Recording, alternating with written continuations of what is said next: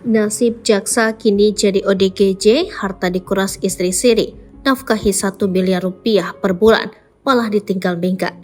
Inilah nasib Pilu Musa, mantan jaksa yang kini berubah menjadi ODGJ.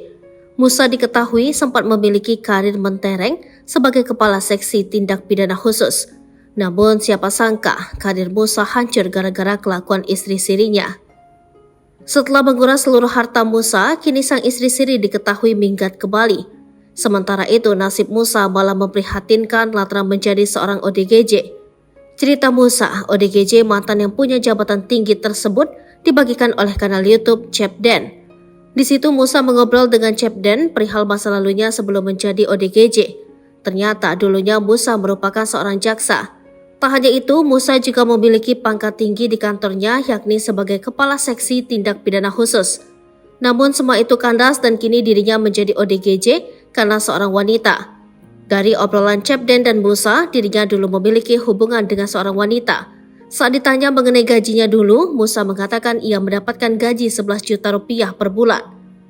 Itu pinggirannya aja, kata Musa. Oh, jadi itu sampingannya aja, tanya Cepden lagi.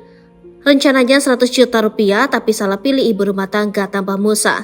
Sebelumnya Musa pernah bekerja di Sumatera yang hanya digaji 600 ribu rupiah. Namun sejak pindah ke Jawa Barat, ia mampu meraup 15 juta rupiah per bulan. Musa pun menceritakan gegara seorang wanita ia harus menafkahi 1 miliar rupiah tiap bulannya. Bahkan uang tersebut harus diberikan secara cash tiap bulan.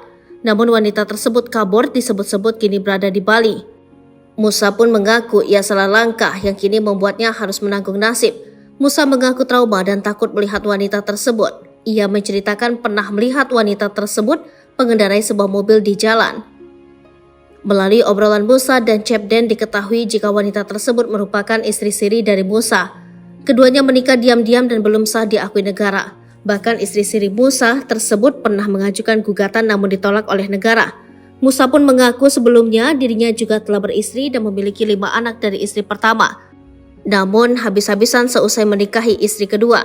Menurut cerita Musa, istri keduanya merupakan seorang pemborong. Memiliki relasi yang banyak dan pintar melobi kliennya. Hanya saja Musa harus memberikan uang bulanan yang besar untuk istri-istrinya tersebut. Mengenai status PNS Musa, menurut ceritanya ia masih aktif. Namun saldo mengendap dan ATM-nya telah diblokir. Saat masih menjabat, dirinya pun sempat menangani sekira 50 perkara. Terakhir Musa menjabat sebagai kepala seksi tindak pidana khusus dan berkantor di belakang gedung Sate Bandung.